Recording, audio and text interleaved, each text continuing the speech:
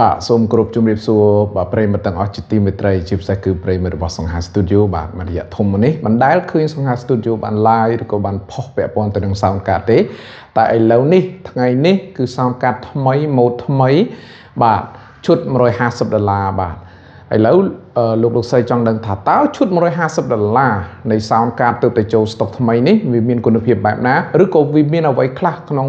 $150កញ្ចប់$150free សេវា25ខែក្រុងនឹងមានអីខ្លះប្រិមិត្តបាទមកតាមដានទស្សនាជាមួយនឹងខ្ញុំបាទដូចតទៅហើយសូមបញ្ជាក់ថា sound card នេះយើងអាចប្រើសម្រាប់ voice over សម្រាប់ record បទចម្រៀងសម្រាប់ភ្ជាប់ជាមួយធុងបាសសម្រាប់ភ្ជាប់ជាមួយនឹងឧបករណ៍តន្ត្រីផ្សេងបានច្រើនប្រភេទមែនទែនដើម្បីកុំឲ្យខាត់ពេលតោះមើលឈុត150មានអីខ្លះបាទប្រិមិត្តនេះគឺជាឈុត cover បទចម្រៀងបាទតម្លៃ$150អញ្ចឹងទី1គឺដង microphone បាទចាប់ភ្ជាប់ជាមួយតុបាទ1បាទអញ្ចឹងកាលនេះមិនបាច់បើកទេបាទមិនបាច់បើកប្រអប់ទេហើយនេះគឺជា microphone បាទ cardioid condenser បាទជា microphone ដែលល្អ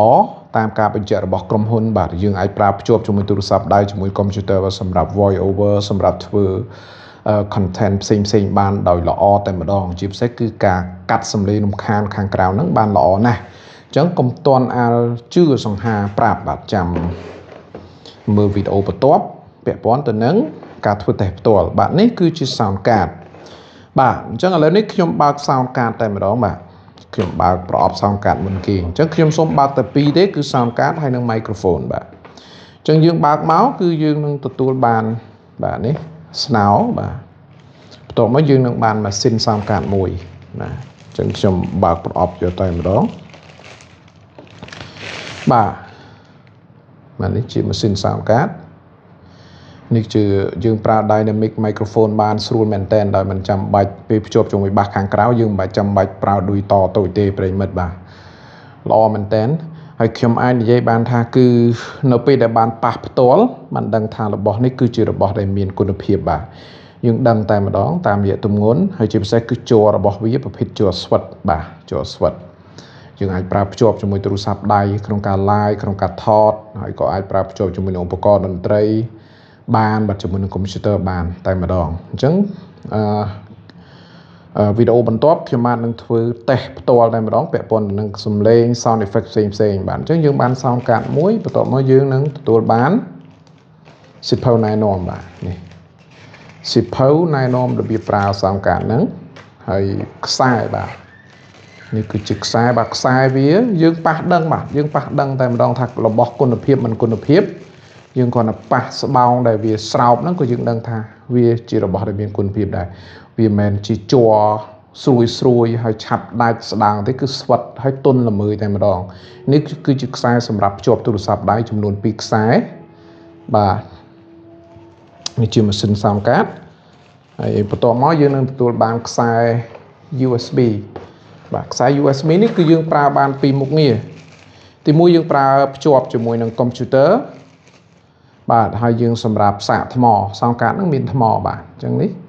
គឺ Type C ហើយនេះយើងដោតចូល computer មកបាទយើងប្រើ computer record បានហើយដុំទូរស័ព្ទសម្រាប់សាកថ្មទៅលើ sound card បាទ